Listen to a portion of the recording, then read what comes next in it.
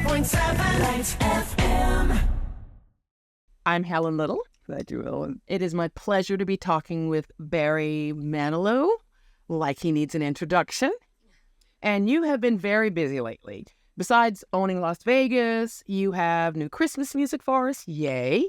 You have a Christmas special coming up on NBC, a Broadway show, and so much more. Now, this is on top of your historic success as an artist, a musician, an arranger, and a performer.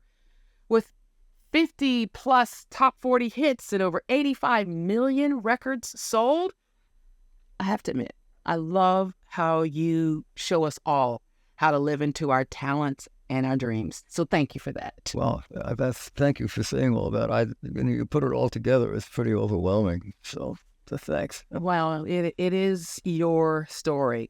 Speaking of which, when you were a kid, when you were looking out of the fourth-story window of your apartment in Brooklyn, did you ever imagine you'd be coming off of opening night for your original musical on Broadway, Harmony? No, not when I was that young. I didn't know what I was going to do with my life, but I knew it was going to have something to do with music.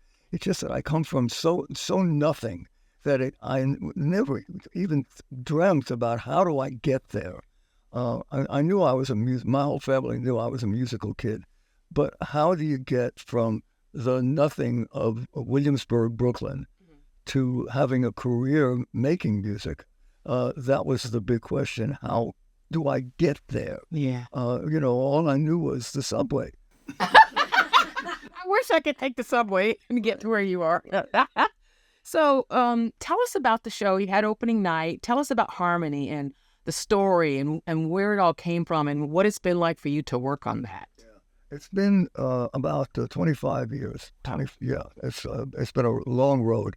Bruce Sussman, who wrote the book and the lyrics to Harmony, watched a documentary on a group that was called a Comedian Harmonists. They were a vocal group back in the 1920s and 30s in Germany.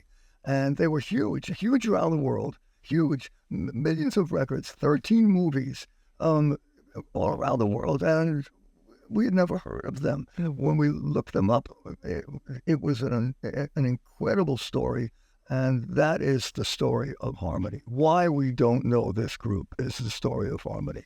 I like that. So how did the opening night go? Did you have fun? Yeah, it was overwhelming. I mean, after all these years, trying to get this show into a Broadway theater, actually walking down the aisle and people cheering us on, and the lights going down and this show starting, it was surreal. It was just surreal that this actually is happening. We had tried so hard to get here, and last night we did. And it's at the Barrymore because we need more Barry. I like the sound of that. I did too. So you continue to wow live audiences with your performances. I heard your Las Vegas residency broke Elvis's record. Yeah. That's crazy. I actually sang Hound Dog on that night. That's cool, though. So now there are plans to come home to Radio City. Tell us about that. Well, we did 5 nights a couple of months ago, and now we're doing it again in a couple of months. And there's nothing like New York for me. I come from this place, and I can talk fast when I'm here, and everybody understands me because everybody talks fast. But when I go out of town, I've got to hi, I'm going to sing this next song. And I've got to slow down. But in New York, hi, I'm going to sing this next song, and everybody can understand me. Yeah. That's probably exciting so much for your fans here too. That they're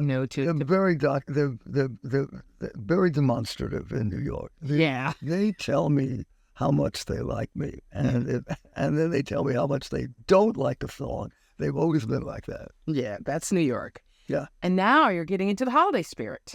You've got a new single on iTunes, "All I Want for Christmas." It's great how you make that song your own. Have you heard it? Yeah. Yeah. Yes, I have. Yeah. I was afraid people wouldn't like what I've done because they're so used to one version of it. And I thought, they're going to probably hate this. But so far, everybody seems to like it. But that's what I would expect you to turn it into your song. Yeah. You did that with Jingle Bells. Yeah. And, this was like, you make it yours. And I was just curious how you chose that particular song to do for now. It was so popular, and I really didn't know it that well, so I studied it, and I liked it. It's a well-written song. It really is. It is. And in Mariah's version of it, it's that Phil Spector Wall of sound, which is great. But I couldn't really hear the lyric as clearly as I wanted to. So I did a version where you can hear the lyric, and it's a beautiful lyric. It's fun. Yeah. So that's why I did that version. And we'll get a chance to see you perform this on the upcoming NBC special, A Very Berry Christmas. What can we expect from your show, your special? What I like about it is that I figured out a way of doing the hits and Christmas songs on a Christmas a TV show. And I've been doing this for a couple of years, our Christmas show, and everybody seems to really have a good time with it. And, yes, I do a whole bunch of Christmas songs, and I rearrange them, and they're a lot of fun to do. But I also stick in Mandy and Copacabana. I know it's a Christmas show, but it doesn't matter. It always feels Christmassy, even though I'm singing Copacabana. And it's a beautiful thing to look at, too. It's a beautiful, beautiful looking show. And we've got Santa Claus and children, and it snows on the audience. And it's really a Christmas show. That is awesome. So you talked about how much fun it is being back in New York. What are some of the things that you must do or must see when you're here back at home? Well, during the Christmas time, you have to go to the Rockefeller Plaza, the Rockefeller Center Christmas tree, especially with people who have never seen it. Yeah. So that's always a must. And this last time, I did an interview with CBS, and I went back home to Brooklyn, to Williamsburg, where I come from. Get me out of there. Actually, they say Williamsburg has changed, and it has. It kind of looks like. I thought it was going to be big apartment buildings and stuff. It kind of looks like a village, like Greenwich Village. It's small, and beautiful. It really is beautiful. I would not have said that when I was there, but it looked beautiful.